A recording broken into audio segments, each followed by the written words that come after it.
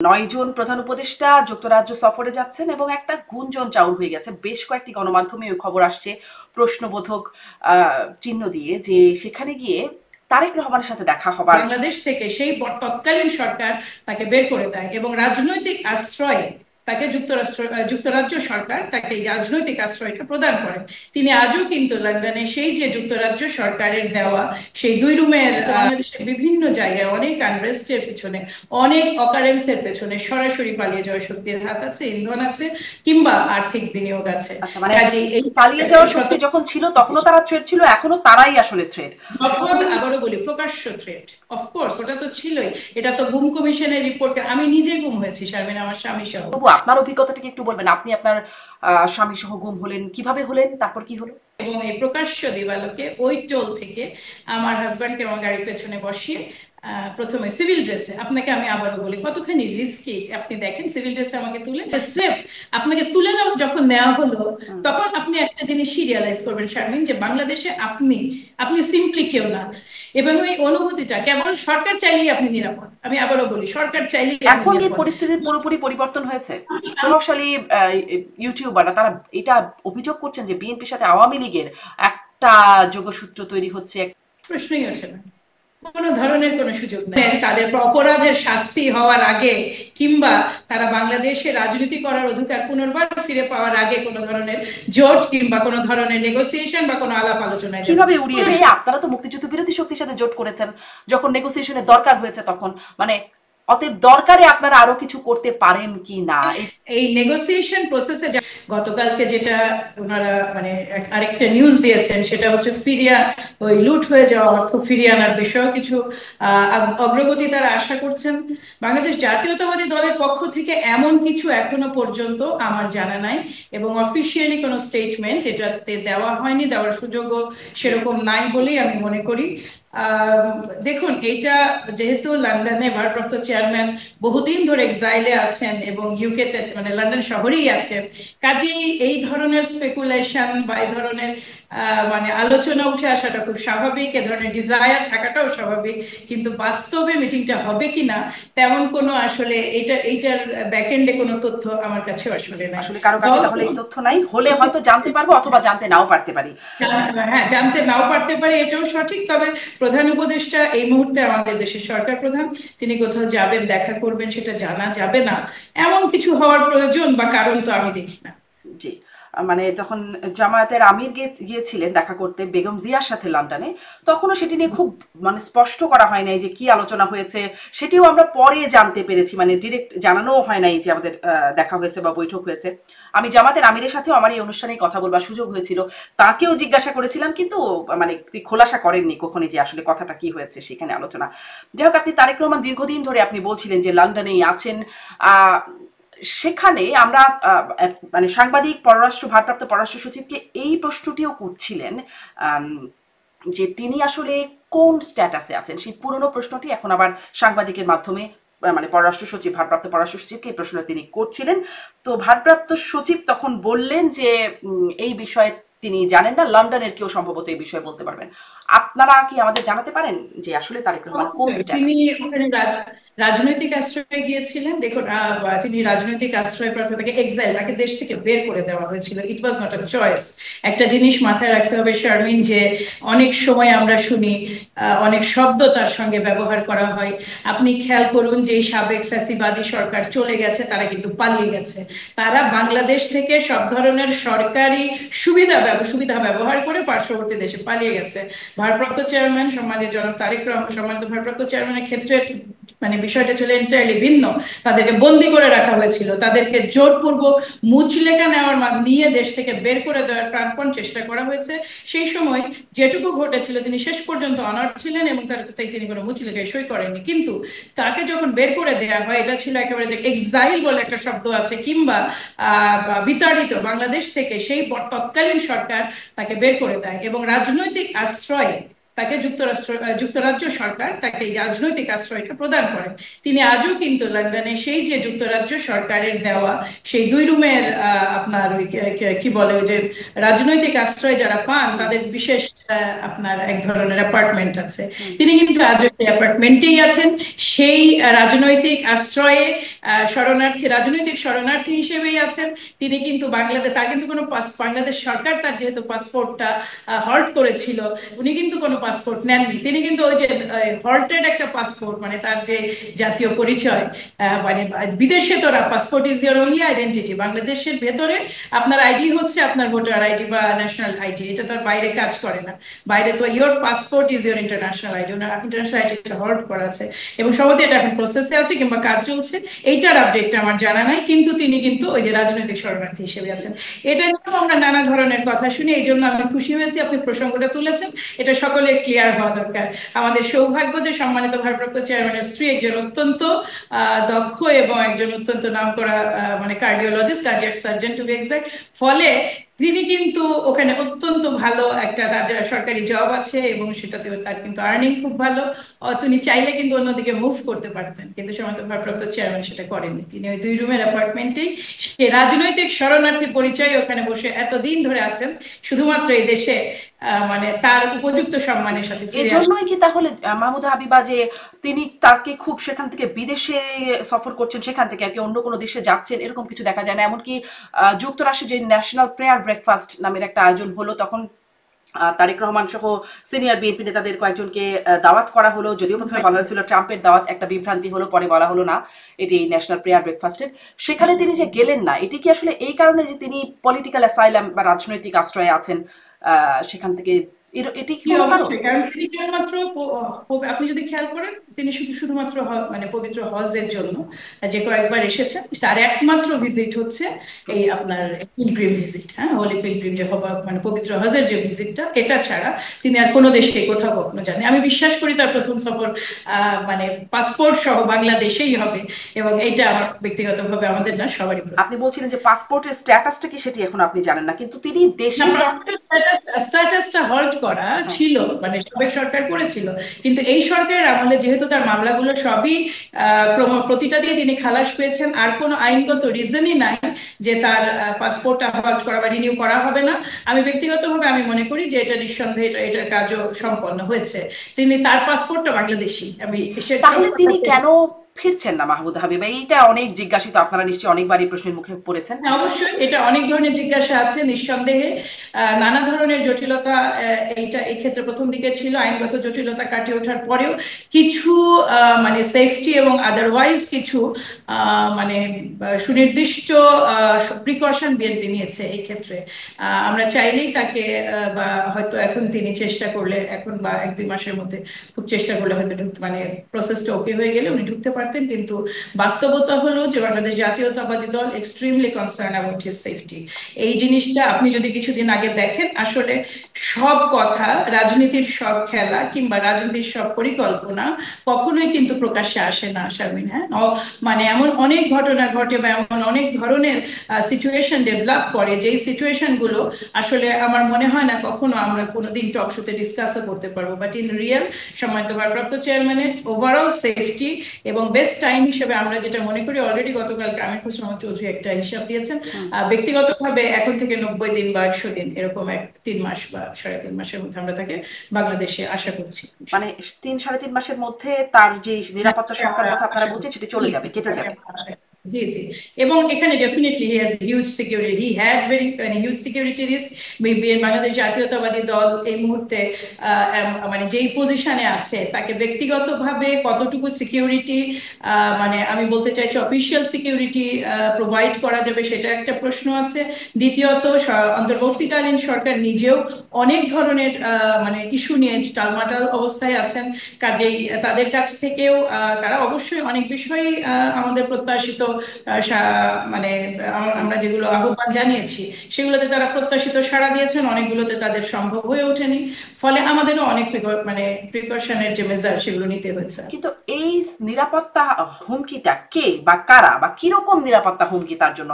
আগে যখন শেখ হাসিনা সরকার ছিল তখন না হয় স্পষ্ট একটা শত্রুতাপূর্ণ অবস্থা ছিল, এখনো কেন নিরাপত্তা সংখ্যা? বা আগে কারা তার আগে জন্য যেটা নিরাপত্তাহীনতার কারণ? আগে যেটা ছিল সেটা ছিল বাংলাদেশ সরকারে বাংলাদেশে আসলে আপনাকে হয় তুলে নিয়ে যাওয়া হবে বা আপনাকে মানে ক্রস ফায়ারে দেওয়া হবে, ওই ধরনের ওপেন রিস্ক। শেখ হাসিনা সরকার ক্ষমতায় থাকা অবস্থায় যতখানি ঝুঁকি, তারা এই এতখানি মানে এত বিপুল পরিমাণ অর্থ সহ এত বিপুল পরিমাণ আমি কি বলবো অন্যায় করে যাওয়া খুনি লোকজন সহ পালিয়ে যাওয়া Sheikh Hasina is more of a threat. আপনি যাই বলেন না কেন, যে অর্থেই দেখেন না কেন, দেশের জন্য, ব্যক্তি বিশেষের জন্য, বিশেষ করে সম্মানিত ভারপ্রাপ্ত চেয়ারম্যানের জন্য আমরা তো এটা বিশেষভাবে বিবেচনায় রেখেছি। এবং আমরা যখন দেখি যে তারা আবার নতুন করে অপারেট করা শুরু করেছে বাংলাদেশের বিভিন্ন জায়গায়, অনেক আনরেস্টের পিছনে, অনেক অকারেন্সের পেছনে সরাসরি পালিয়ে যাওয়ার শক্তির হাত আছে, ইন্ধন আছে, কিংবা আর্থিক বিনিয়োগ আছে। আচ্ছা, মানে কাজে এই পালিয়ে যাওয়ার শক্তি যখন ছিল তখনও তারা থ্রেট ছিল, এখনো তারাই আসলে থ্রেট? যখন তারা ছিল তখন, আবারও বলি, প্রকাশ্য থ্রেট। অফকোর্স ওটা তো ছিলই, এটা তো গুম কমিশনের রিপোর্ট, আমি নিজে গুম হয়েছি শারমিন, আমার স্বামী সহ। কাজেই তারা কতখানি প্রকাশ্য থ্রেট ছিলেন, এবং সে প্রকাশ্য থ্রেটই বা বলে কি করে? আজকেও তো আমরা জানি না ইলিয়াস আলীর কি হয়েছে। আপনি দেখুন, আমরা কি জানি সুমন কি, আর্যতপাড়া সুমন, তুলির মায়ের ডাকের তুলির ভাই, তার এক পরিবারের 6টা সন্তান, কাজিনসরা, এরা কি ফেরত এসেছে? এদের কার কার ভাগ্যে কি আচ্ছা, ঘটেছে জানি না। আপনার অভিজ্ঞতাটা একটু বলবেন, যদি আমি আজকে সেই বিষয়ে কথা বলার মতো ছিলাম না, তবু আপনার অভিজ্ঞতাটাকে একটু বলবেন। আপনি আপনার স্বামী সহ গুম হলেন, কিভাবে হলেন, তারপর কি হলো? এটা তো আসলে এটা নিয়ে এত ডিটেলস বলতে আমার ইচ্ছা করে না, তবু আমি আপনাকে বলি যে আমরা যখন নিরাপদ সড়ক আন্দোলন হয় তখন আমি কিছু স্টেটাস শেয়ার করতাম। আপনি যখন নিরাপদ সড়ক আন্দোলন 18-তে ছিলেন কিনা বাংলাদেশে, হ্যাঁ, ওই ছিলাম সময় অবশ্যই। ছেলেরা আপনার মোটামুটি ভাবে রাস্তাগুলো দখল করেছিল। এই যে আজকের যে প্রজন্ম, যে প্রজন্মের হাতে বিতাড়িত হল, মানে মানে নেতৃত্বে বা তারা সম্মুখ সারি যোদ্ধা হিসেবে যাদের মানে কি বলবো নেতৃত্বে এত বড় একটা অভ্যুত্থান ঘটলো, এই এই ছেলেরা কিন্তু তখন নিরাপদ সড়ক আন্দোলন করেছিলেন। এরা তখন স্কুলের ছেলে ছিলেন, কলেজে ছিলেন, এই তরুণেরা। তো যাই হোক, সেই সময় আমরা স্ট্যাটাস শেয়ার দিতাম, স্ট্যাটাস শেয়ার দেওয়ার ডিফারেন্ট ডিফারেন্ট স্ট্যাটাস শেয়ার দিতাম। তখন উত্তরার রাস্তায় আহ, পুরো রাস্তাতে ছেলেরা, মানে বিভিন্ন প্রাইভেট এবং পাবলিক স্কুলের বাচ্চারা বিভিন্ন স্লোগান এবং তারা বসেছিলেন। ইট ওয়াজ অলমোস্ট লাইক এ মেলা। তো সবার পরিবারই, বাবা মারা গেছে, যে যা পেরেছে চিপস ফুড এগুলো নিয়ে গেছে তার বাচ্চা। আপনি দেখেন, আমাদের আমাদের এরা হচ্ছে প্রিভিলেজ চাইল্ড। আমাদের বাচ্চাদের কিন্তু বাংলাদেশের পার্সপেক্টিভে প্রিভিলেজ চাইল্ড বলতে হয়, কারণ তাদের বাবা একটা দুটো সন্তান ভালো স্কুলে পড়ে, আমরা তাদের পেছনে প্রচুর সময় এবং মানে সুবিধা তাদেরকে প্রোভাইড করি। তো বাবা মারা স্বাভাবিকভাবে উদ্বিগ্ন, ছেলেমেয়েরা রাস্তায়, কাজে তারা খাবার দাবার নিয়ে যেতেন। আমার মনে আছে, আমি জয়েন্ট ফ্যামিলিতে থাকি, আমরা প্রায় 15-16 জন সদস্য, আমরাও গিয়েছিলাম। এবং ওখানে ঘোরাঘুরি করার এক পর্যায়ে কোনো একটা ছবি আমার ওই সময় আমি আমার পোস্ট করি আমার নাতির সাথে, যেটাতে এখন পর্যন্ত আমি ক্লিয়ার নাই। ছবিটা আমি ইনবক্সে পেয়েছিলাম, এটা পোস্ট আমার পর্যন্ত দেখা হয়নি। ওখানে কিছু স্লোগান লেখা ছিল, পুলিশ নিয়ে একটা স্লোগান ছিল। এরপরে আমি দেখলাম আমার এটা ভাইরাল হয়ে গেল, আমার এই ছবিটা। এবং এই ছবিটা তৎকালীন পররাষ্ট্র প্রতিমন্ত্রী, তিনি ছবিটা দিয়ে বললেন যে এই বিএনপির ইন্ধনে, এটা তো আসলে ছাত্রদের আন্দোলন নয়, এটা বিএনপির আন্দোলন, এই যে বিএনপির ইন্ধনে, এই যে বিএনপি নেত্রী, এই বলে। এইটা নাজমুল সোহাগ বলে একজন ছাত্রলীগের সভাপতি ছিলেন, তিনি সহ সেই সময় মারা গিয়েছেন এক বাপ্পি এমপি, বাপ্পি এমপি একজন ছিলেন, তরুণ একজন ভদ্রমহিলা। এইরকম আমার মনে, যতটুকু মনে পড়ে, 4,500 শেয়ার হয়েছিল। এবং প্রকাশ্যেই রাজশাহীতে, আমি রাজশাহীর মেয়ে, প্রকাশ্যেই তারা বলছিল যে আমাকে তুলে নেওয়া হবে, সব প্রস্তুতি সম্পন্ন করা হয়েছে। তখন ন্যাচারালি আমি চলে গেলাম ঢাকার বাইরে, আমি ছিলাম চিটাগাঙে। এবং 3-4 দিন থাকার পরে আমার আমার অস্থির লাগতে শুরু করলো, আমি ভাবছি যে আমি ফিরে যাই। আমার হাজব্যান্ডকে বললাম, সে ঢাকা থেকে গেল আমাকে পিক করতে। দাউদকান্দি ব্রিজে যেখানে টোল দেওয়া হয়, ওইখানে যখন আমাদের গাড়ি এসে দাঁড়ালো, তখন 16-17 জন, মানে প্রথমে 2-3 জন, একজন এসে দরজায় নক করলেন সিভিল ড্রেসে। আপনি মনে রাখবেন সেটা দিনের বেলা, বেলা 1:30, এবং চারপাশে অন্তত 50-60টা গাড়ি, 2-3টা বাস। তো আমাকে বললো, আমি আমি গ্লাসটা নামাতো মাত্র উনি গাড়ির ভিতরে হাত ঢুকিয়ে দিলেন। আমি সাথে সাথে বিপদ টের পেয়েছি, কিন্তু তখন তো আর গ্লাস তোলার কিছু নাই, তিনি ওই দরজাটা খুলে ফেললেন।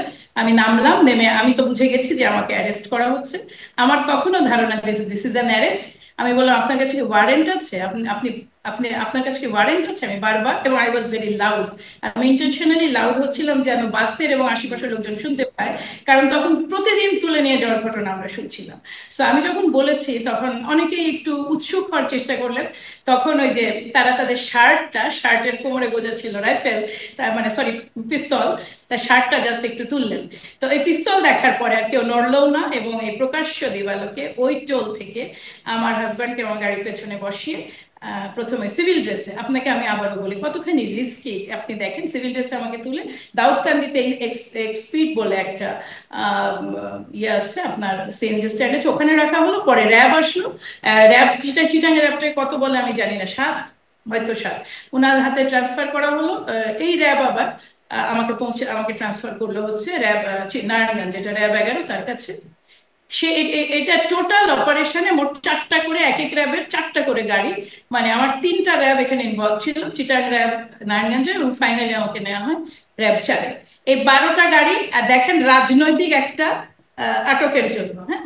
এবং চোখ এক পর্যায়ে এটা চোখ বেঁধে ফেলা হলো, হাত বেঁধে ফেলা হলো, তারপরে পরবর্তীতে অবশ্যই খুলে দেওয়া হয়।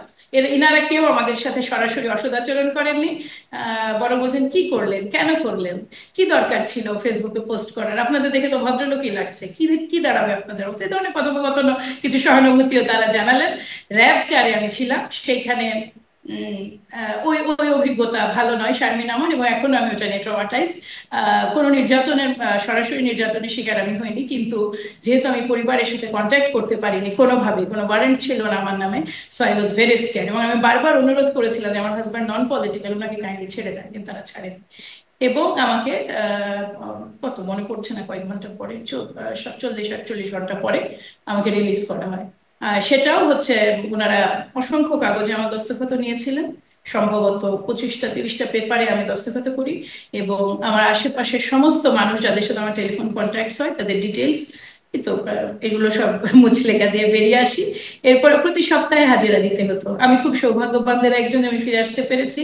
আমি খুব সৌভাগ্যবানদের একজন যে আমার নামে মামলা হয়নি। তারপর কি আপনার সাথে আপনার হাজবেন্ডকে ওই দিনই ছাড়া হলো নাকি আগে? জি, উনি গাড়ি চালাচ্ছিলেন, উনি ড্রাইভ করছিলেন। এবার আমার হাজব্যান্ড, মজার কথা বলি, এই আমাদেরকে যখন তোলা হয় তার ঠিক 28 দিন আগে আমার হাজব্যান্ডের প্রথম হার্ট অ্যাটাকটা হয়েছিল। উনি কিন্তু তখনও মানে শারীরিকভাবে ফুল ফিট মানুষ নন, এবং এই যে অভিজ্ঞতাটা আপনার, এই চোখ বাঁধা, হাত বাঁধা, এই যে আপনার টিন্টেড বড় মাইক্রোতে আপনাকে নিয়ে যাওয়া, এটা একটা মানে একটা অমানবিক অভিজ্ঞতা। এই অভিজ্ঞতা কাজ করেছে, এদের পক্ষে আর সুস্থ হয়ে ফেরত আসা আমি ডাউট করি। আমার পক্ষে, যেমন আমি এখনো আমার পাশে, আমার গাড়ির পাশে কোনো টিন্টেড মানে বড় মাইক্রো আসলে, আগে আমি তো থাকতে পারতাম না সাবেক সরকারের সময়, এখন আমি খুব উকি ঝুঁকি মারার চেষ্টা করি যে কোনো বেচারা এই বাংলাদেশে, আপনি চিন্তা করতে পারেন যে আমাকে নিয়ে যাওয়া হচ্ছে আমার পরিচিত রোডগুলো দিয়ে। আবারও বলি, আমরা হচ্ছি ব্লেসড, বাংলাদেশে blessed privileged group of people, আমরা এনলাইটেন্ড পিপল, আমাদের ন্যাশনাল ইন্টারন্যাশনাল কানেকশনস আছে। সেইখানে কি ডাল ভাতের মতো, মানে স্রেফ আপনাকে তুলে যখন নেওয়া হলো, তখন আপনি একটা জিনিস রিয়ালাইজ করবেন শারমিন, যে বাংলাদেশে আপনি সিম্পলি কেউ না। যদি আপনার কর্তৃপক্ষ মনে করে they want to make you মানে নো ওয়ান, এবং তখন আপনি আইডেন্টিটি লেস একজন মানুষ, কারণ আপনাকে তারা স্বীকার করছে না তো যে আপনাকে নেওয়া হয়েছে। এবং এই অনুভূতিটা কেবল সরকার চাইলেই আপনি নিরাপদ। আমি আবারও বলি, সরকার চাইলেই। এখন কি পরিস্থিতি পুরোপুরি পরিবর্তন হয়েছে? আমি এই পরিস্থিতির কোনো চেঞ্জ তখন ফিল করব যখন একটা স্টেবল গভর্নমেন্টকে আমি দেখতে পাবো। আমি তো সেই জনপ্রশাসনকেই দেখছি আমার চারপাশে শারমিন। সেই স্বরাষ্ট্র, হয়তো বা স্বরাষ্ট্র মন্ত্রণালয়ে গেছেন, পররাষ্ট্র মন্ত্রণালয়ে, শিল্প মন্ত্রণালয়ের লোকজন এসছেন কৃষিতে, এর বেশি কুশীলবরা কি ছাঁটাই হয়েছেন? তারা কি বাদ পড়েছেন তাদের চাকরি থেকে? তাদেরকে কি পয়েন্ট আউট তারা তো ধরেন, তারা তো বিএনপির সময়ও তারা চাকরিতে ছিলেন, সচিব পর্যায়ে যারা গেছেন তারা তো 15 বছরের সচিব হয়ে যান। এখানে একটা ডিফারেন্স আছে। বিএনপির সময় এখানে গত 17-18 বছরে খুব অদ্ভুত প্রক্রিয়াতে ফিল্টারিং হয়েছে। আপনার যারা অলরেডি চাকরিতে ছিলেন তাদের মধ্যে যারা লয়ালিটি শো করতে পেরেছেন তারা দ্রুত উঠে আসতে পেরেছেন, এবং যাদের কোনোভাবে কোনো লিঙ্ক পাওয়া গেছে বাংলাদেশ জাতীয়তাবাদী দল, জামাত ইসলামী, অন্যান্য রাজনৈতিক দলের সাথে, তাদেরকে ওই হয়তো আর্লি রিটায়ারমেন্ট, কিংবা ওই যে আপনার ওএসডি করে রাখা, কিংবা আপনার দিনের পর দিন প্রমোশন না দেওয়া, এইভাবে একটা গ্রুপকে অনেক নিচে রাখা হয়েছে, এবং একটা গ্রুপকে প্রয়োজনের বাইরে আপনার প্রমোশন দিয়ে তুলে আনা হয়েছে। ফলে আপনি শারমিন যদি চেষ্টা করেন ডিএনএ টেস্ট যাকে বলে, এই লিটমাস টেস্টটা তারা করতো, এবং আপনি শুধু এই ইন্টারিম সরকার যদি পুরো একটা সেট বাদ দিয়ে ফেলতেন জনপ্রশাসনের, তাহলে যে সেকেন্ড সেট উঠে আসতো সেটাও কিন্তু মানে কারণ সাবেক সরকার ওয়াজ এক্সট্রিমলি, মানে এরিয়া ফ্যাসিস্ট সরকার ছিল, এটা এক্সট্রিমলি কনফিডেন্ট ছিল যে আগামী দিনগুলো তাদের হবে আরো বহু বছর। ফলে প্রশাসন বলুন, পুলিশ বলুন, আর যেদিকেই তাকান আর্মি বলুন, উনারা কিন্তু জানতেন যে এতদিন পরে ওকে আনবো, এর মধ্যে যদি মানে গড়বড় না করে, আর এতদিন পরে অমুকে ওই জায়গায় সচিব হবে। এই যে নীল নকশা, এটা ভাঙার একটা মাত্র অ্যাটলিস্ট একটা লেয়ার আপনি যখন ছেঁটে ফেলবেন, তখন আপনাদের কি তেমন পরিকল্পনা, ধরুন আপনারা সামনে ক্ষমতায় যাবেন বলেই ধরে নেওয়া হচ্ছে, যদি তাই হয় আপনাদের কি তেমন পরিকল্পনা যে সেই লেয়ারটা ছেটে ফেলবেন? না, আমাদের জন্য হয়েছে কি, একটা রাজনৈতিক সরকারের জন্য এটা অত্যন্ত কঠিন কাজ। এই জিনিসটা খুব খুব এক্সট্রিম একটা মানে উইন্ডো চলে গেছে। ইভেন এখন ইন্টারিমের জন্য এটা খুব কঠিন কাজ। একটা সময় ছিল যখন কেবল তারা শপথ গ্রহণ করেছিলেন, 5ই আগস্টের পরে 3 দিন সরকার ছিল না, 8ই আগস্টে তারা যখন শপথ গ্রহণ করলেন, তখন থেকে অন্তত 3টা মাস তারা কিন্তু যে কোনো ধরনের সংস্কার, বিশেষ করে প্রয়োজনীয় সংস্কার, মানে দাগী ব্যক্তিদের অ্যারেস্ট, দাগী ব্যক্তিদের সাথে সংশ্লিষ্ট জনপ্রশাসন বলুন, পুলিশ বলুন, আর্মি বলুন, সেখান থেকে সহজ ছিল। এখন যেটা হয়ে গেছে, বাংলাদেশ খুব ছোট দেশ, হয় আপনার খালু বেরোবে, নয় আমার চাচা বেরোবে, নয় অমুকের শ্বশুর বেরোবে, নয় তমুকের খালাতো ভাই বেরোবে। আলটিমেটলি এই ধরনের নেটওয়ার্কিংটা বাই দিস টাইম ইন্টারিমের সঙ্গে হয়ে গেছে। এর বাইরেও কিছু বেনিফিট দেওয়ারও মানে কিছু দেয়া নেওয়ার তো ব্যাপার আছে এখানে। আপনি একজন দক্ষ একজন সচিব বলুন, উপসচিব বলুন, তিনি কি জানেন না যে কিভাবে তার চেয়ারটা রক্ষা করার জন্য যুদ্ধ করতে হবে? তিনি তো জানেন যে তিনি কি কি অফার করতে পারেন, এবং এই অফারটা কোনো রাজনৈতিক দলের জন্য প্রয়োজন না হলেও এই ইন্টারিম সরকারের হয়তো প্রয়োজন আছে, সেই কারণেই হয়তো আমরা এতটা ম্যাসিভ ছাঁটাই দেখতে পাইনি। এটাও তো হতে পারে। যে এখন দেখতে পারলে, মানে আমার প্রশ্ন ছিল আপনারা করবেন কিনা, আপনাদের জন্য কঠিন হবে? আমাদের একটা রাজনৈতিক সরকারের জন্য এটা অত্যন্ত কঠিন কাজ, আমি আবারও আপনাকে বলি। মানে তাহলে আপনারা এই প্রশাসন নিয়েই চলবেন? এটা যেহেতু সংস্কার আমাদের একটা প্রথম, এবং মানে আমাদের 31 দফার যে সংস্কার, সেখানে তো জনপ্রশাসনকে এমনি আমাদের যোগ্যতার ভিত্তিতে এবং কাজের ভিত্তিতে, আপনি জানেন। মানে এখন কি আবার সেই এখন বিএনপির প্রতি যারা লয়াল তাদেরকে দিয়ে প্রশাসন সাজাবেন? কারণ ইতোমধ্যেই সাবেক তথ্য উপদেষ্টা নাহিদ তিনি এই অভিযোগটা করেছিলেন, আসিফ মাহমুদ বর্তমান উপদেষ্টা, তারা উপদেষ্টা থাকাকালীনই এই অভিযোগ করেছেন যে, এবং উপদেষ্টা থেকে সরে যাওয়ার পরেও নাহিদ এই অভিযোগ করেছেন যে প্রশাসনের উঁচু থেকে নিচু পর্যায়ে বিএনপির লোক। অবশ্যই এখন উনার অভিযোগ, উনি দল করেন, তিনি তার সমমনা, বেসিক্যালি আমাদের ট্রাভেল হয়ে গেছে কি জানেন, যে আমরা মিডফিল্ডে রাজনীতি করছি। বিএনপির অবস্থানটা, বিএনপি বামও নয় ডানও নয়, বিএনপি পলিটিক্স করে জাস্ট মিডফিল্ডে। জামাতের মতো এক্সট্রিম ডাম আমরা নই। কিন্তু যখন এনসিপি তার রাজনৈতিক যাত্রা শুরু করে, ওরাও কিন্তু এই মিডফিল্ডটাকে বেছে নেয়। ফলে এই মিডফিল্ডে ওরা যেই সাইজেই হোক না কেন, তাদের প্রথম এবং প্রধান এবং একমাত্র প্রতিপক্ষ হচ্ছে রাজনৈতিকভাবে এই মুহূর্তে বিএনপি। তারা যে অভিযোগ করছেন সেটার কোনো ধরনের কোনো ভিত্তি নাই, কোনো অর্থেই। এমন আপনাকে আমি বলি, নর্মাল কোনো রিকোয়েস্ট, সবকিছুই বাদ দেন, একটা যোগ্য ব্যক্তির জন্য কোনো যদি রেগুলার রিকোয়েস্টও হয়, সেটা মানে বিএনপির ওটার কোনো রেসপন্স পাওয়ার এই জন্য সুযোগ নাই যে বাংলাদেশের প্রতিটা মন্ত্রণালয় এবং প্রতিটা জায়গাতে প্রথমেই যখন এই সরকার গঠিত হয়, তখন পিএস এপিএস তাদেরকে নিয়োগ দেওয়া হয়েছিল আপনার ছাত্রদের রেকমেন্ডেশনে, এবং পরবর্তীতেও তাদের প্রতিটা মন্ত্রণালয়, আপনারা জানেন তো যে ডিফারেন্ট সেক্টর, ভিন্ন ভিন্ন ছাত্ররা বা ভিন্ন ভিন্ন সমন্বয়করা আলাদাভাবে অ্যাসাইন্ড ডিফারেন্ট মন্ত্রণালয়ের জন্য। কখনো যদি মন্ত্রীপাড়ায় যাওয়ার সুযোগ হয়, বাংলাদেশে কেউ আপনার থেকে থাকে, তাদেরকে একটু ঘুরে আসতে বলবেন। মোট একদিনে কতজনের ছবি পাওয়া যাবে, আপনি নিজেই বিস্মিত হবেন। তা হয়তো, কিন্তু সাথে সাথে আমরা প্রতিদিনই এরকম খবর আসে যে বিভিন্ন টেন্ডারবাজির সাথে বিএনপি রয়ে যাচ্ছে, বিভিন্ন জায়গায় মামলা নিতে হবে, সেই বিষয়গুলো ডমিনেট করছে বিএনপি। এই বিষয়গুলো তো আপনাদের নামে ওই অভিযোগ আছে, রাজনৈতিক দল অভিযোগ তো থাকবে, অভিযোগের বাইরে যাওয়ার তো আমাদের সুযোগ নাই। বহু জায়গায় এবং মানুষ কিন্তু, মাহমুদা হাবিবা, মানুষ কিন্তু মনেই করে যে আপনাদেরকে বললে, এমনকি আমিও এমন অনুরোধ পেয়েছি যে আপনার সাথে তো বিএনপির অনেক মানুষের কথা হয়, আমার এটার একটু বদলির ব্যবস্থা একটু করে দেওয়ার জন্য বলেন না। আমি নিজেও শারমিন এক জায়গায় চেষ্টা করেছি, অনেকেই আমাকে বলেছ আপনি আপা একটু কি বলে দেবেন। আমি আমার সিনিয়রের সাথে কথা বলে দেখেছি, কিন্তু মুশকিল হচ্ছে যে আমাদের জন্য 2-3টা পয়েন্টের জন্য এটা খুব টাফ দেখুন আমি এবার একটা কথা বলি, যখন এই কথাগুলো বলেন তখন আমি আরেকটু আগে থেকে স্মরণ করিয়ে দিই। এই সরকার পতন হলে 10 লাখ মানুষ মারা যাবে, 5 লাখ মানুষ মারা যাবে, 7 লাখ মানুষ মারা যাবে, এই ধরনের স্পেকুলেশন আমরা তো শুনেছিলাম আওয়ামী লীগের পক্ষ থেকে।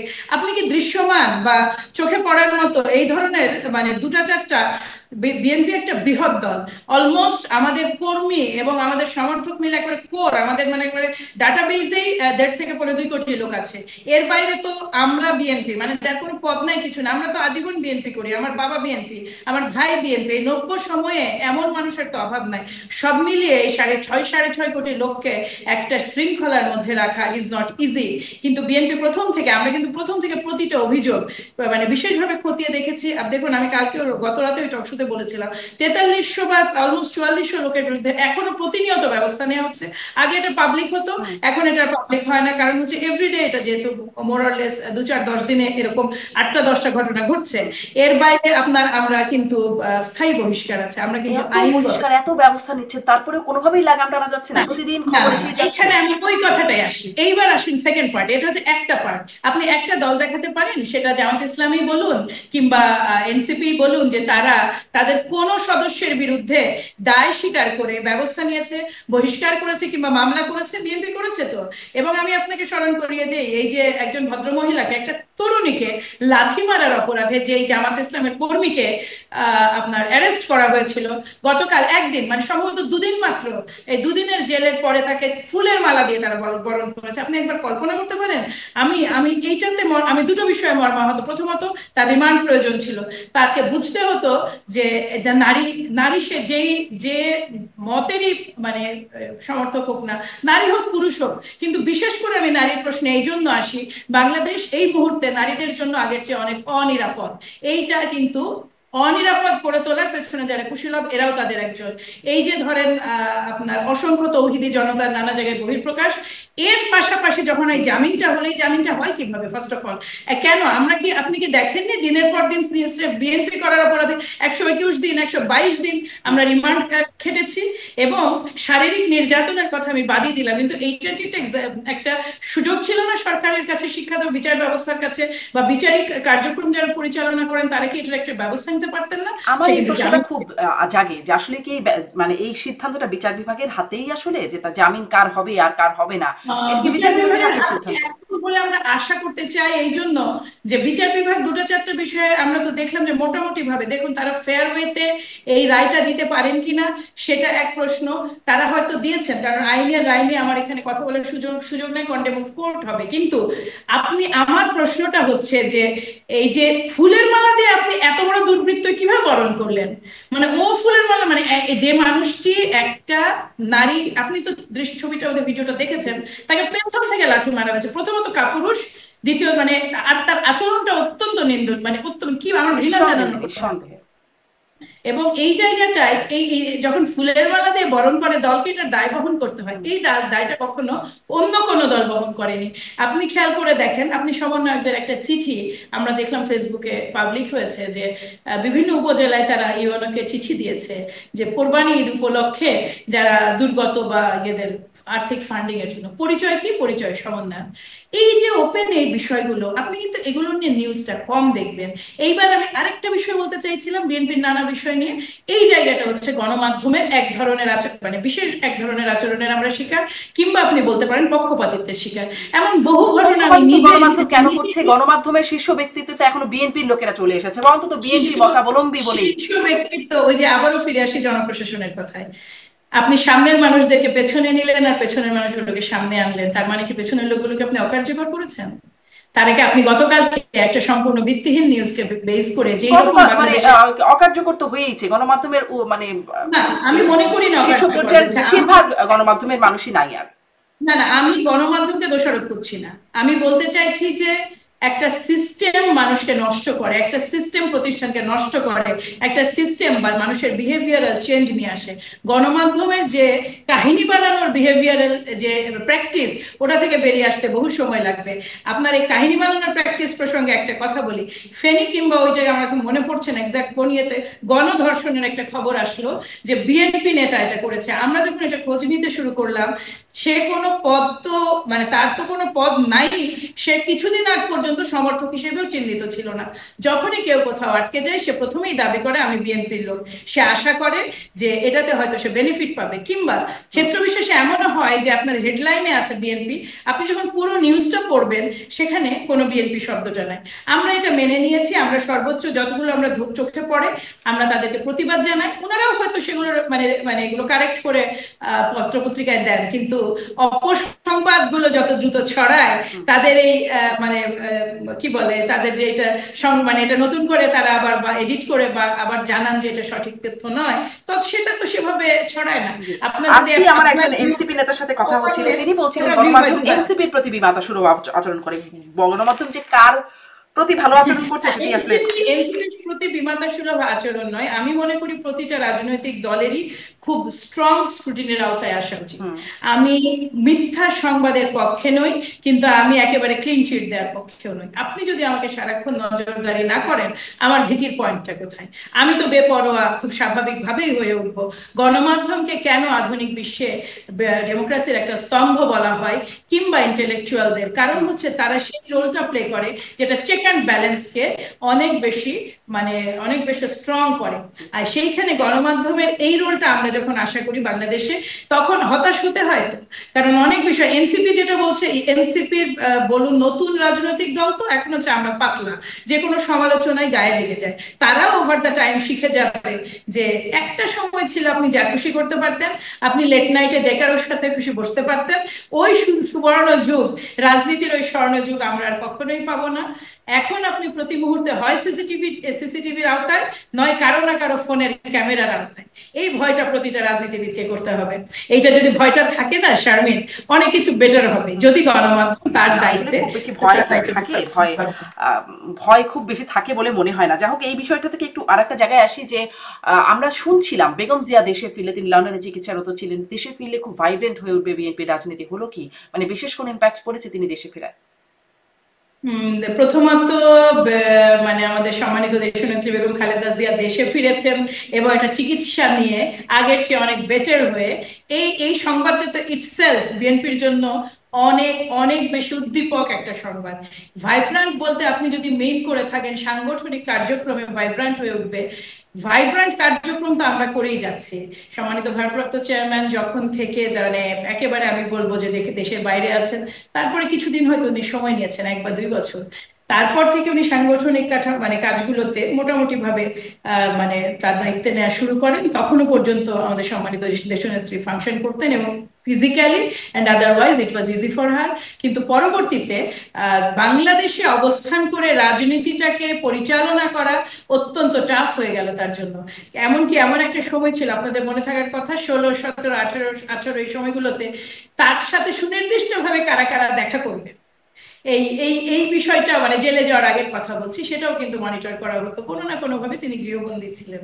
ফলে সাংগঠনিক কাঠামো পরিচালনার একটা বড় দায়িত্ব সম্মানিত ভারপ্রাপ্ত চেয়ারম্যান বহন করছিলেন। এবং যখন বেগম খালেদা জিয়া জেলে চলে গেলেন, তিনি তার আগে কিন্তু আপনার মনে থাকার কথা তিনি ইউকেতে একটা চেক আপের জন্য গিয়েছিলেন।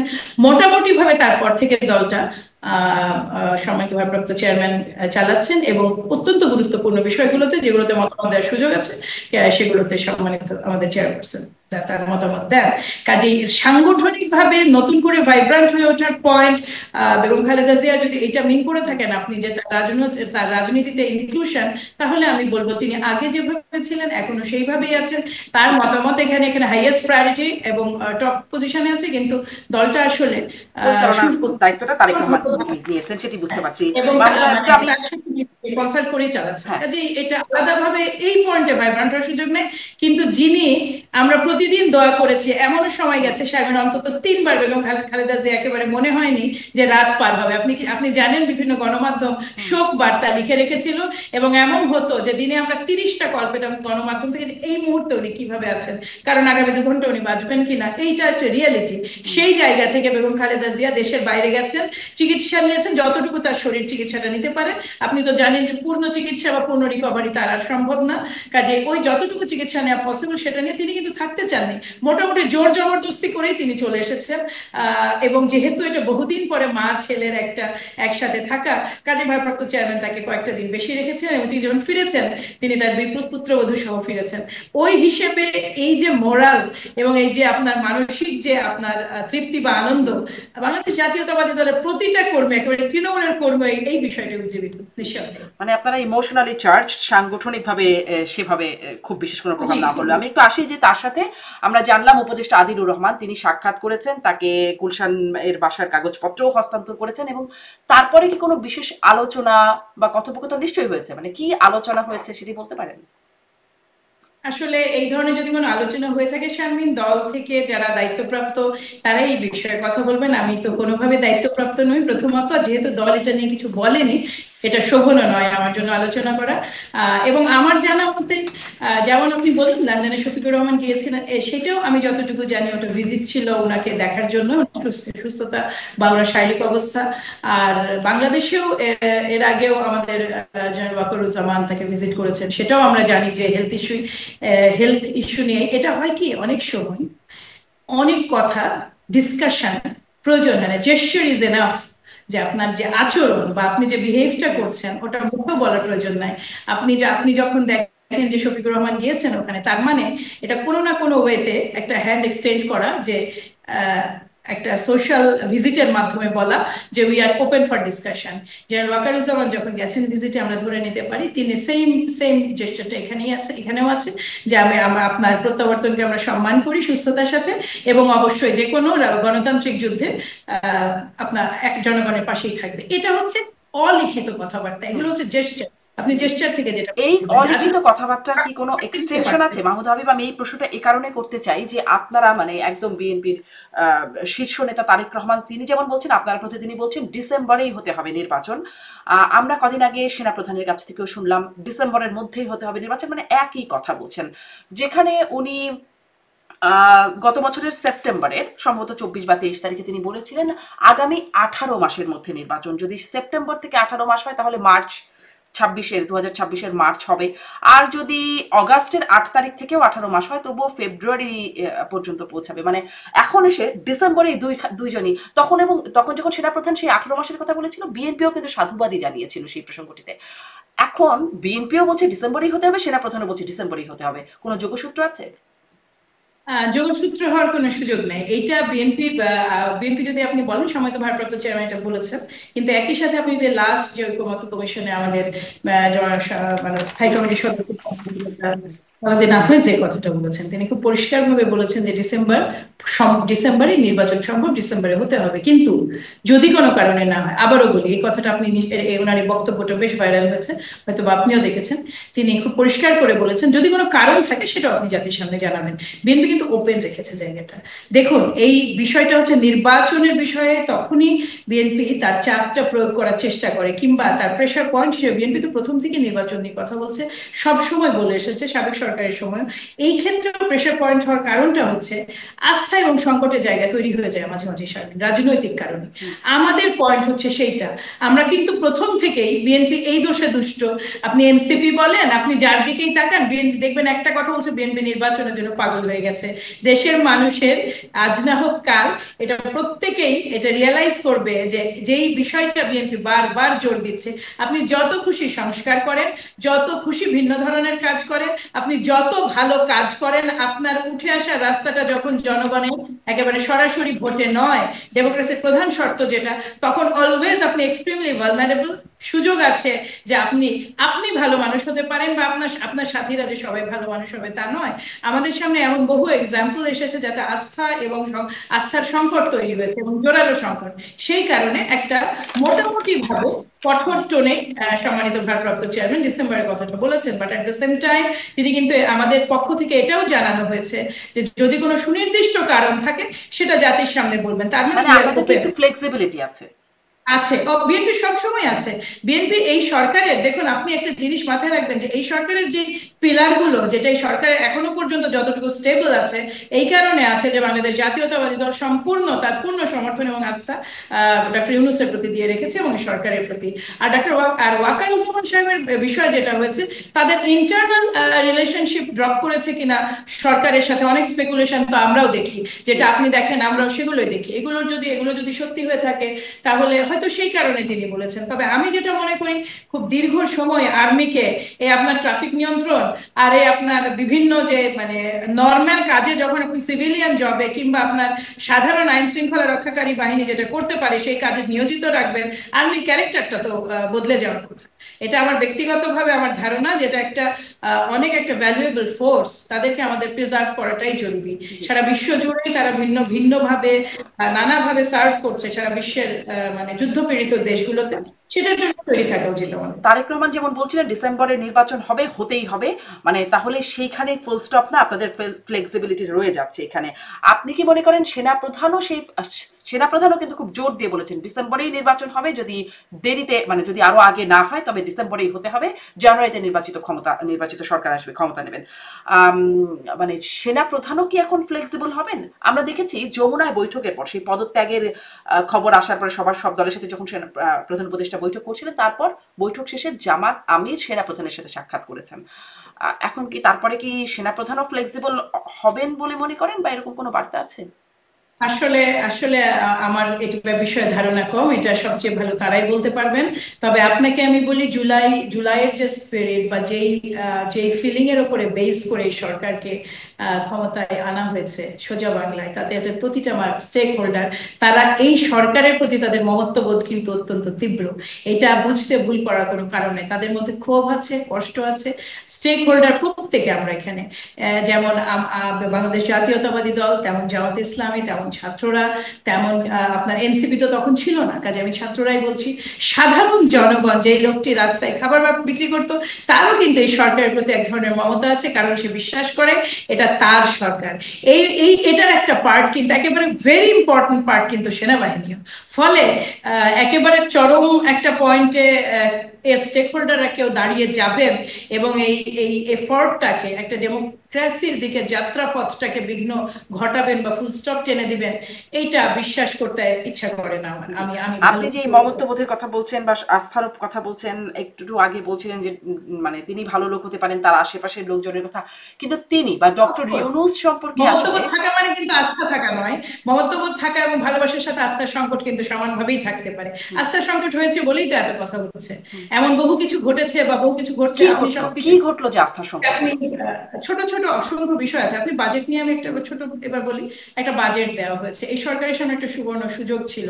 বাংলাদেশের ইতিহাসে একটা বেস্ট, আমি বলবো না যে মানে খুব মানে একেবারে টিপটপ এবং নিখুঁত বাজেট, এটা আমি বলতে চাইছি না। আমি বলতে চাইছি সমন্বিত একটা ভাবনার প্রতিফলনের সুযোগ এই সরকারের কাছে ছিল। এই সরকার প্রতিটা স্টেক হোল্ডারের সাথে ঐকমত্য নিয়ে বসছেন, সংস্কার নিয়ে বসছেন। দেশের এই চরম দুঃসময়ে যখন বিবিএস বলেছে 3.8 বা 3.79 এরকম বোধ হয় আমাদের জিডিপি নিয়ে কথা হয়েছে, এই একটা সময় তো প্রতিটা স্টেক হোল্ডারের সহায়তা এই সরকারের প্রয়োজন, এই ইকোনমিক্যাল ওয়ারফেয়ার যেটা, সেইটাকেও আপ করার জন্য। আপনি একটা বাজেট ঘোষণা করা যেত মানে এই সময়ের মধ্যে, কারণ আপনাদের তো ঐকমত্য কমিশন বসছে, বহুদিন ধরেই হচ্ছে, কিন্তু ঐকমত্য আর হচ্ছে না। রাজনৈতিক কেন করা যেত না, কেন করা যেত না? অর্থ মন্ত্রণালয় তো ঐকমত্য কমিশনের পার্ট নয়, অর্থ মন্ত্রণালয় তো পার্ট নয়। ঐকমত্য কমিশন তো ভিন্ন একটা গ্রুপ কাজ করছে, প্রতিটা গ্রুপের কাজ তো ভিন্ন। এখন ঐকমত্য কমিশনের মিটিং এ আমি সকালে যাচ্ছি বলে বিকেলে কি আমি বাজেটের মিটিং এ বা আপনি যেতে পারছেন বা প্রতিনিধিরা হয়তো যেতে পারছেন, কথা বলতে পারছেন, কিন্তু অনেক মতামত আসলে শেষ পর্যন্ত কি বাস্তবায়ন করা সম্ভব হতো? জুলাই চার্টার যেমন চেয়েছিল, বলা হলো হবে, কিন্তু তারপরে আসলে কি হলো জানি না। আপনি যদি সির্ফ রেকমেন্ডেশন গুলো নিতেন, হ্যাঁ, সেই রেকমেন্ডেশন থেকে তো কিছু কিছু তো অলওয়েজ আপনার রেগুলার বাজেটের সাথে মিট করেই যায়। এটা হচ্ছে আবারও বলি সেই জেস্টারের প্রশ্নে, আপনি যখন বিহেভিয়ারটা রাইট করবেন, আপনি যখন বসবেন, আপনি ব্রেনস্টর্ম করবেন, আপনি 5 জনকে ডাকলেন 5টা পার্টি থেকে বা 50 জনকে ডাকলেন, একটা রাউন্ড টেবিল হলো, একটা সেমিনার হলো, সেটার ফাইন্ডিংস, এটা বাজেটের কাজ তো চলছে অনেক দিন ধরে, কাজেই আরো 2 মাস আগে, আরো 3 মাস আগে এটা হতে পারতো, একটা পেপার তারা নিতে পারতেন। এখানে বাংলাদেশে আবার বলে আমাদের অসংখ্য ইনস্টিটিউট আছে যাদেরকে এই কাজটা দেওয়া যেত, বিভিন্ন বিশ্ববিদ্যালয় আছে, পাবলিক বিশ্ববিদ্যালয়, তাদেরকে ইনক্লুড করা যেত। আপনার সদিচ্ছা থাকলে না শারমিন, এটা অসম্ভব ছিল না। আপনি যখন বলছেন যে সংস্কার কমিশনের কাজ চলছে, ইলেকশন কমিশনের কাজ চলছে, একই লোক কাজ করছে কি? সরকার এই যে মাথামোটা প্রশাসন, আমাদের আমাদের সর্বোচ্চ ব্যয় কিন্তু জনপ্রশাসনে, মানে আমাদের সাইজটা কিন্তু হিউজ, এবং এত বেশি বাংলাদেশের তুলনায়, এটা মানে একেবারে ব্যাপক একটা সাইজ। আপনাদের কাজে কমে লাগাবেন এদের সাথে? অন্তত আমাদেরও তো একই লোক ঐকমত্য কমিশনে যাবে এবং একই লোক এসে আপনার বাজেট ইয়েতে বসবে, তা তো না। আপনি যদি খেয়াল করে থাকেন, আমাদের বাজেট বিষয়ে বক্তব্য দিয়েছেন আমাদের স্থায়ী কমিটির সদস্য আমির খসরু মাহমুদ চৌধুরী, আর সালাউদ্দিন আহমেদ গিয়েছেন হচ্ছে ঐকমত্য কমিশনে। প্রত্যেকে অ্যাসাইন্ড আছেন, ডিফারেন্ট, বিএনপির আছে, এনসিপির আছে, সবার আছে। হ্যাঁ, কিন্তু ফলে সেই অ্যাসাইন বিভিন্ন দল থেকে এসে ঐক্যমত হতো কি, নাকি নানামুনি নানা মতে আসলে আমার বাজেটটাও বলছে ঝুলে আমার যেত ঐকমত্য হতেই সংস্কার হবে তা তো কমিশনের নয়। মতো? তা তো নয়, সংস্কার কমিশনে ওটা ডিফারেন্ট, আর ইকোনমিক্যাল রিফর্মের থটটা ডিফারেন্ট। যাক, আপনি আপনি বাজেটে বলছেন যে যেটি নিলে হয়তো বাজেটটা আরো ভালো প্রয়োজনীয় বাজেট বিষয় হতো। ইনক্লুড করার আপনার সুযোগ থাকতো। হুম। আপনি যে আপু শোনেন, আপনি তো কথাই বললেন না। কথা না বলে এখন অজুহাত দিয়ে তো লাভ নাই। এখন তো আমার তো মনেই হবে যে কথাটুকু বললে সবই বদলে যেত, আপনার এন্ড থেকে আপনি ক্লিন থাকতে পারতেন। আপনার বড় বড় নিয়োগগুলো ভিন্ন ভিন্ন জায়গায়, এই যে করিডোর, আপনার যেটা করিডোর চ্যানেল কি যেন একটা মানে কি নাম যে এটার, এক আল্লাহ জানে। গতকালকে গোয়েন লুইস বললেন যে আপনি যদি জয়সবের একটা কার্ড দেখেন, ওখানে তিনি বলছেন যে আমরা এটাতে ইনভলভ নই। আমি কার্ডটা সঠিক কিনা, বাংলাদেশে আবার এত ধরনের কার্ড প্রচলিত, কাজে এইটা আসলে কতটুকু দায়িত্ব নিয়ে বলা যায় কার্ডের নিউজের উপরে। জাস্ট আমি যেটা পড়লাম সেটা হচ্ছে যে বাংলাদেশ সরকার এটা নিয়ে কাজ করছে, এটা হচ্ছে, এটা কার্ডের কথা, এবং এটার সাথে জাতিসংঘ ইনক্লুডেড না, যখন প্রয়োজন হবে ইনক্লুড হবে। এটা অদ্ভুত একটা কথা। আমাদের পররাষ্ট্র উপদেষ্টা বললেন যে জাতিসংঘের প্রস্তাবে নীতিগতভাবে শর্ত সাপেক্ষে রাজি হয়েছে। আমাদের প্রেস উপদেষ্টা, প্রেস সচিব বললেন যে এমন কোনো কথাই হয়নি। আপনি অলওয়েজ একটা, মানে আপনাকে ধোঁয়ার মধ্যে কেন রাখা? কি এই সরকারের তো লুকানোর কিছু নাই, এই সরকারের তো কোনো হিডেন এজেন্ডা নাই বলেই আমরা বিশ্বাস করি। তাহলে কিছু কিছু প্রশ্ন যেগুলো জনমুখে তাহলে এখন কি এবং মনে হচ্ছে হিডেন এজেন্ডা আছে? সেগুলো ক্লিন করা উচিত, মনে ক্লিয়ার হচ্ছে করা যে উচিত। হিডেন এজেন্ডা আছে? ওটা নিয়ে আমি কোনো আমি মনে করছি, আমি সেইটাই জানতে চাইছি যে সরকারের কোন আচরণটাতে আসলে, যেই আচরণগুলো আপনার মধ্যে সংশয় তৈরি করে, সেটা নিয়ে গুজব ডালপালা মানে। আপনি যদি ফেসবুক স্ক্রল করেন, ইউটিউবে যান, ভরে গেছে এই ধরনের কন্টেন্ট, এই হিডেন এজেন্ডা হেন তেন। আমরা তো এই সরকারকে এই ধরনের অভিযুক্ত হতে দেখতে চাই না। আমরা তো এই সরকারকে, যে সাবেক মানে যে দানবীয় সরকার ছিল তাদের মতো একেবারে ওয়ান ফাইন মর্নিং প্রশ্নবিদ্ধ লোকজনকে অ্যাপয়েন্টমেন্ট দেখতে চাই না। তো আমরা তো এই বিষয়গুলো থেকে সুস্পষ্ট ব্যাখ্যা তাদের কাছ থেকে আশা করি। কিন্তু সেই ব্যাখ্যাটা যেহেতু কিন্তু পাচ্ছি না, তার এটার মানে অনুপস্থিতি, হিডেন এজেন্ডা আছে কিনা, থাকলে কি, সেই প্রশ্নটা একটা, সেখানে একটা প্রশ্নবোধক চিহ্ন রয়ে যাচ্ছে। আপনি জিজ্ঞাসা করছিলাম যে এই সরকার প্রধানের প্রতি আপনাদের দৃষ্টিভঙ্গি, আপনি বলছেন মমত্ববোধ, ভালোবাসা থাকলেই আস্থা থাকবে, নট নেসেসারিলি।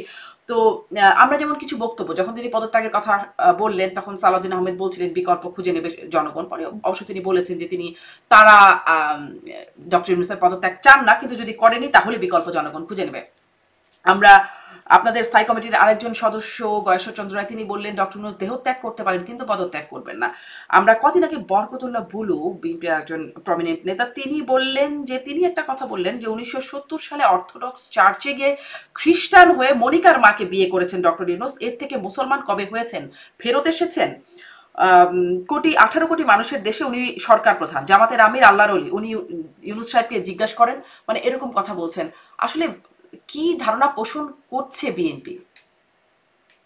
বাংলাদেশ জাতীয়তাবাদী দল তো ক্লিয়ার করেছে, যেটা তার অফিসিয়াল স্টেটমেন্ট, সালাউদ্দিন আহমেদের বক্তব্য সেটাই অফিসিয়াল স্টেটমেন্ট। ব্যক্তিগতভাবে অন্য নেতারা কে কি বলেছেন সেটা দল, সেটার আমি বিশ্বাস করি সেটার দায় নেবে না, প্রথমত। দ্বিতীয়ত, দেখুন ডক্টর মোহাম্মদ ইউনূসের প্রতি আমাদের এখনো আস্থা আছে বলেই আমাদের যখন ঐকমত্য কমিশনে সালাউদ্দিন আহমেদ খুব স্পষ্টভাবে বলেছেন যে দয়া করে, দেখুন আমি আবারও কোট করি, কোট আনকোট, দয়া করে মনক্ষুণ্ণ হবেন না, আমরা যেটা করছি, বিএনপি হচ্ছে আপনাদের সবচেয়ে বড় সাপোর্ট এবং আগামীতেও থাকবে।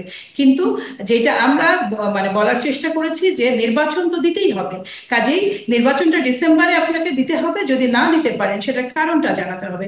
বিএনপি কিন্তু খুব স্পষ্টভাবে তার ক্ষোভের কথা জানিয়েছে যখন তিনি টোকিওতে বললেন যে একটা মাত্র দল নির্বাচন চায়। তখন আমি আপনাকে স্মরণ করিয়ে দেই যে এটা সম্ভবত 30শে মার্চ যুগান্তরের রিপোর্টে ছিল যে 52টি দল, নিবন্ধন তো আমাদের বোধহয় 44টা না 45টার আছে, কিন্তু আমাদের দল কিন্তু আছে অসংখ্য।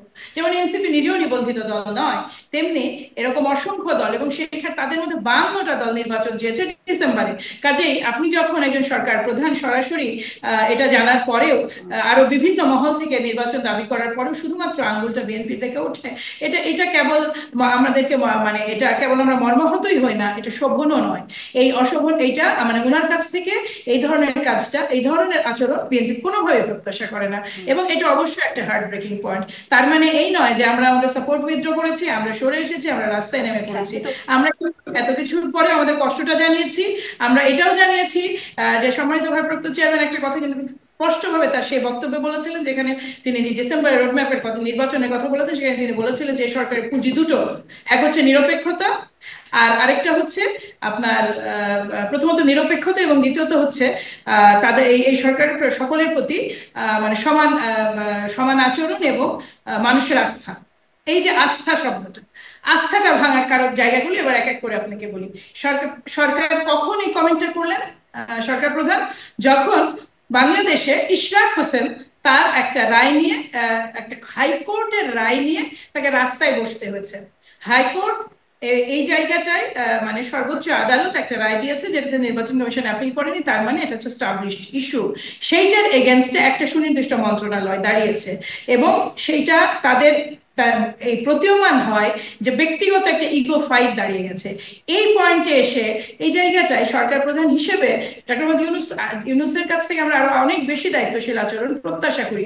একটা, আপনি জুডিশিয়ারিতে এই মুহূর্তে প্রধান বিচারপতি সরকার বসিয়েছে, অনেক বিচারক পরিবর্তন হয়েছেন, এখানে অ্যাটর্নি জেনারেল চেঞ্জ হয়েছেন, যারা মানে মাথা মাথা ব্যক্তি যা বলেন তারা একটা পরিবর্তন তো এনেছেন এই জুডিশিয়ারি সিস্টেমে। সেই সেই কোর্ট থেকে যখন একটা রায় আসে, সেই রায় যখন এই সরকারের পক্ষ থেকে সেটাকে চ্যালেঞ্জ করা হয় এবং হেরে যাওয়ার পরেও আজ পর্যন্ত কোনো কার্যকর ব্যবস্থা নেওয়া না হয়, তখন হাইকোর্ট যদি কেউ, হাইকোর্টের বা সুপ্রিম কোর্টের রায় যখন অগ্রাহ্যই তো বলবো, আজকে কত মাস হয়ে গেছে, কতদিন হয়েছে, অনেকগুলো সপ্তাহ, তো এইটাতে তো ভিন্নভাবে ইন্টারভেন করার সুযোগ ছিল প্রধান উপদেষ্টা। তিনি তো চাইলেই বিবাদমান পক্ষদেরকে ডেকে কিংবা অন্তত তার সরকারের অংশকে ডেকে বলতে পারতেন কি করণীয়। তিনি তো বয়স্ক ব্যক্তি, তিনি তো বিজ্ঞ ব্যক্তি। কেন করছেন না? আপনাদের কি বিশ্লেষণ, কেন করছেন না? আমাদের কাছে উত্তর নাই, এই কারণেই আমরা উত্তরটা চাই, এবং এই কারণেই বিএনপির পক্ষ থেকে বলা হয়েছে যে আপনি সবার প্রতি সমান আচরণ করুন, আপনি আমাদের মাথাতেও হাত রাখুন। এই যে মাথায় হাত রাখাটার কিন্তু একটা তাৎপর্য আছে, আপনি শুধু একটা দলের মাথাতে হাত রাখবেন না, এই অনুরোধটা করা। এবং এই উত্তর না পেলে কি করবেন সেই প্রশ্নটা আপনাদের জন্য, উত্তর না পেলে কি হবে? আমি একটু ওইখানে যাই, কারণ হচ্ছে যে আসলে আরেকটা প্রশ্ন রয়ে গেল, আমি ওটাতে একটু এসেই তারপরে এই উত্তর না পাওয়ার জায়গাটা যাই। মানে আপনারা কখনো শক্ত হচ্ছেন, আবার কখনো ফ্লেক্সিবল, আবার মনে হচ্ছে শক্ত, আবার কখনো নরম, মানে এর পিছনেও কোনো কারণ আছে কিনা, পিছুটান আছে কিনা আপনাদের, এটা আমি আসি এই প্রশ্নে। কিন্তু মাহমুদা হাবিবা, ওই যে প্রশ্নটি করছিলাম, বরকতুল্লাহ বুলু বলছেন আমাদের এখানে মানে বাংলাদেশে ধর্মীয় বক্তব্যটাতে কোনো কমেন্ট করব না, এবং আমি এইটার কোনো দায় দল নেবেন বলে আমি বিশ্বাস করি না। এটা তার দলীয় একটা ফোরামেই কথা বলছিলেন, পাশে ছিলেন মোয়াজ্জেম হোসেন আলাল, আরো নেতারা ছিলেন, এবং মানে যখন তিনি বলছিলেন দেখুন আমাদের অসংখ্য স্তর আছে, কিন্তু আমরা দলের অসংখ্য তারা অত্যন্ত উচ্চ স্তরের নেতা, কিন্তু অবশ্যই ফাইনাল যে কোনো ডিসিশনের জন্য আমরা সম্মানিত ভারপ্রাপ্ত চেয়ারম্যান এবং তারপরে স্থায়ী কমিটির উপরেই মানে রিলাই করি। যেহেতু ওপেন ডিসকাশনে ঐকমত্য কমিশনে সালাউদ্দিন আহমেদ খুব সুস্পষ্টভাবে বলে এসেছেন, আমাদের ফিলিং এবং আমাদের স্ট্যান্ড জানিয়ে এসেছেন, এরপরে যারা যেটা বলবেন এটা তারা নিজ দায়িত্বে বলবেন, এটার দায়িত্ব নিজ দায়িত্বে বললেও তো বিএনপির একজন নেতা যখন বিএনপির ট্যাগ নিয়ে একটা কথা বলেন, জনগণের মধ্যে তার ইম্প্যাক্টটা সাধারণ কোনো বুলু বললে সেই ইম্প্যাক্টটা পড়তো না, বিএনপির বুলু বলেই হয়তো তার একটা ইম্প্যাক্ট থাকবে। সেখানে আপনি কি মনে করেন এরকম কথার আসলে, আমি যে প্রশ্নটা করছিলাম, ইম্প্যাক্ট বা প্রভাব কেমন? কারণ আমাদের ধর্মীয় সেন্সিটিভিটির দেশ, ডক্টর ইউনূস কি খ্রিস্টান নাকি মুসলমান, এই বিতর্কটা তুললে তার একটা প্রভাব পড়েই কিনা? আমি আমি আমি আমি জড়াতেই চাই না, আমি প্রসঙ্গটা একেবারেই এটা নিয়ে আমি কোনো অ্যান্সারই করতে চাই না। আমার ব্যক্তিগতভাবে মনে করি যে এই ধরনের যে কোনো স্টেটমেন্টের আগে দলীয় সর্বোচ্চ পর্যায় থেকে আসলে আসাটা জরুরি, মানে হাবিব, আপনি এই বিষয়ে মন্তব্য করতে চান না? তাহলে আগের ওই প্রশ্নটাতে ফিরে যাই যে আপনারা কখনো শক্ত কখনো নরমের পেছনে কোনো কারণ আছে কিনা। কারণ আমরা শুনছিলাম যে সোজা আঙ্গুলে ঘি না উঠলে আঙ্গুল বাঁকা করতে হবে, আপনারা রাজপথে আন্দোলনের কথা, এমনকি মির্জা ফখরুল ইসলাম আলমগীর বলছিলেন যে প্রয়োজনে রোডম্যাপ না পেলে রাজপথে আন্দোলন, সালাউদ্দিন আহমেদ সহ অনেক নেতারাই বলেছেন।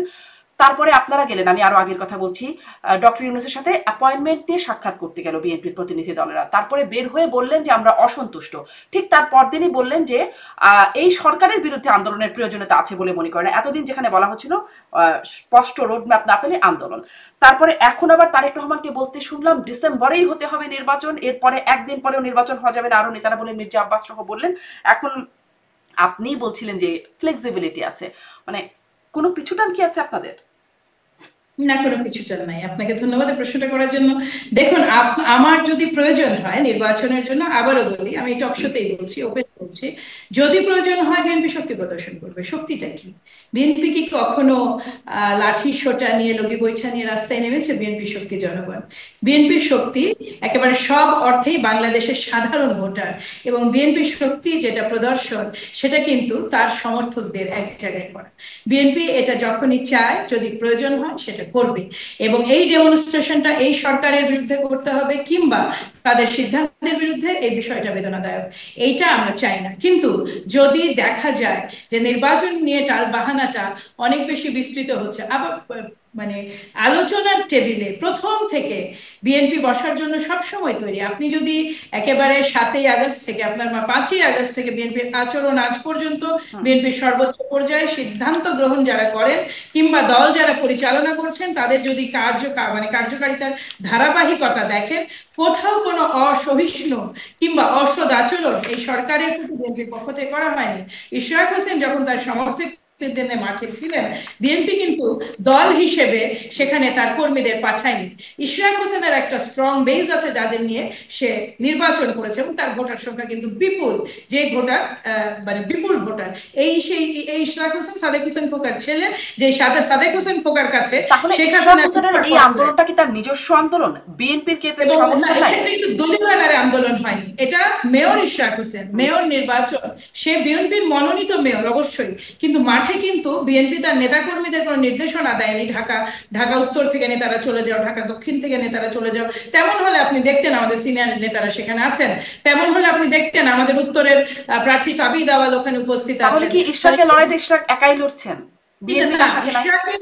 অবশ্যই ইশরাক হোসেন তো বিএনপিকে প্রতিনিধিত্ব করছেন, কিন্তু তার একটা রায়ের জন্য তার ভোটাররা দাঁড়িয়েছেন তার পেছনে। আমি কি বোঝাতে পারলাম আপনাকে? দক্ষিণের নেতাকর্মীরা, দক্ষিণের সাধারণ লোকজন তার পাশে দাঁড়িয়েছেন। এই উত্তর থেকে বা অন্য জায়গা থেকে যেতে হয়নি। বিএনপি যদি ডেমনস্ট্রেশন করতে চায়, আমি দোয়া করি সেই দিন না আসুক, কিন্তু বিএনপি ডেমনস্ট্রেশন করতে চাইলে সেই সরকারের আমলে বা সাবেক সরকারের আমলেই তো আমরা 10 লাখ লোক এই ঢাকা শহরে জড়ো করেছি। কাজে এখনকার এই মুক্ত পরিবেশে এই সংখ্যাটা অনেক গুণ হবে, জনশক্তি অনেক বড় শক্তি। এই শক্তির আপনারা বলছেন যে 1 মাসের মধ্যে আমাদের রোডম্যাপ দিতে হবে, না পেলে কি করবেন? অপেক্ষা করবেন? 1 মাসের মধ্যে সংস্কার করে, আমি কথাটা বলি একটু কারেক্ট, মানে সরি, আমি আমার মতো যতটুকু জানি সেটা হলো 1 মাসের মধ্যে সংস্কার করে ডিসেম্বরে নির্বাচন দিতে হবে বলে বলেছেন সালাউদ্দিন আহমেদ। উনি একই সাথে এটাও বলেছেন যে ডিসেম্বরে যদি আপনি দিতে না পারেন নির্বাচন, তাহলে আপনার জনগণকে কারণ জানাতে হবে, দেশের জনগণকে, যে কেন আপনি দিতে পারছেন না। তার মানে হচ্ছে আপনাকে ডিসকাস করতে হবে। ডিসকাশনের টেবিলটা বিএনপি অলওয়েজ ওপেন রেখেছে।